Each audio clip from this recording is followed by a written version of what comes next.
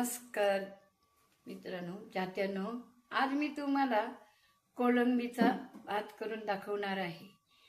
तर कशी रेसिपी होती ती बघा तुम्ही।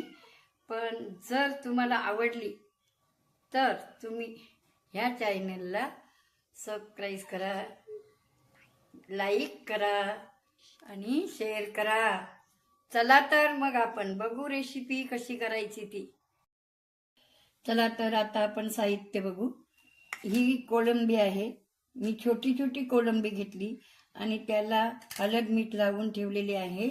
ही झाली कोळंबी। तुम्हाला वाटला तर तुम्ही मोठी सुद्धा घेऊ शकता। आणि आता नंतर त्याच्यासाठी लागणारा हा कांदा आणि टोमॅटो, हे लसूण, आलं आणि मिरची, आणि हे गरम मसाला म्हणजे अख्खा मसाला आहे। तर तुम्ही तुमच्या पद्धतीने तुम्ही काय घेतलात तरी चालेल।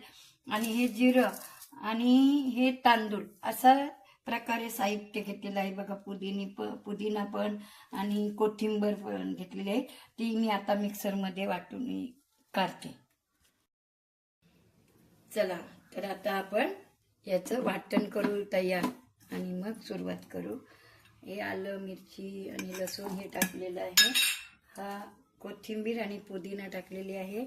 आता याचं आपण वाटण करणार आहोत। बघा, आता हा हिरवागार वाटण तयार झालेला आहे आपला। आता आपण हे साहित्य सगळं फोडणीला देऊया। चालू करत आहे आणि ही कढई ठेवली।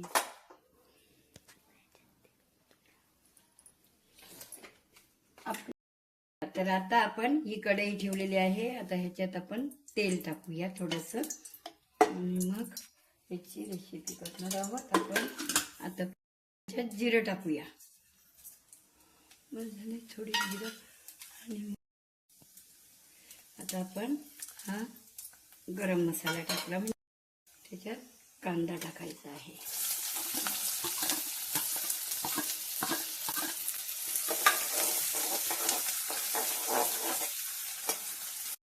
कांद्याला आपला भाजून चांगल्यापैकी भाजून घ्यायचा आणि असा गुलाबी कलर आला पाहिजे कांद्याला, एवढा त्याला भाजून काढायचं आहे। आणि मग त्याच्यात हे वाटण टाकायचं आहे।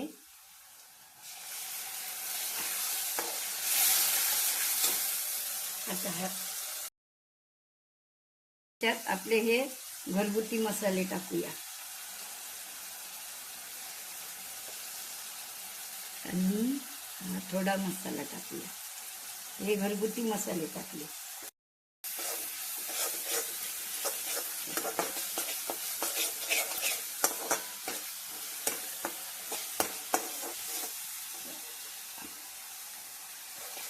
आता ही कोळंबी टाकणार आहोत। आता आपण ह्याच्यात ही बघा,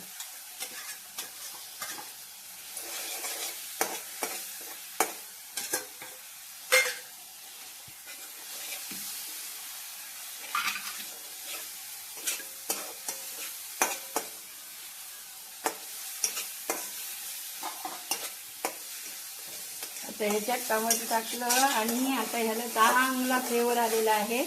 आता ह्याच्यात आता बघा, ह्याच्यात मी हे तांदूळ अगोदरच धुवून ठेवलेले होते। आता हे धुतलेले तांदूळ ह्याच्यात आपण टाकायचे आहे। धुतलेले तांदूळ ह्याच्यात टाकले। काय झालं, आपल्याला तिखट करायचं होतं ना, म्हणून त्याला आता आपण असं परतायचं। हे परतून झाल्यानंतर चला त्याच्यात आता थोडंसं पाणी टाकायचं। कोळंबी भात, हे झालं कोळंबी भाताचं। आता ह्याच्यावर आपण थोडं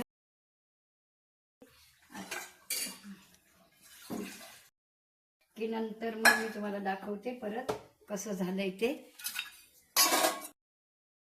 चला तर मग बघा कशी रेसिपी झाली ती कोळंबीचा भात। आता ह्याच्यावर मी थोडासा असा लिंबू पिळून घ्यायचा आणि मग कशी का वाटते रेसिपी बघा। आणि आता खाऊन बघा, चमच घेते आणि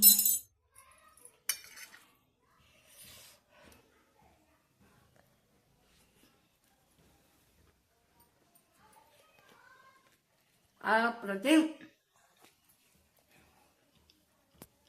बघू दाखव. तुम्हाला ही रेसिपी आवडली असली तर तुम्ही शेअर करा, लाईक करा. Bye bye.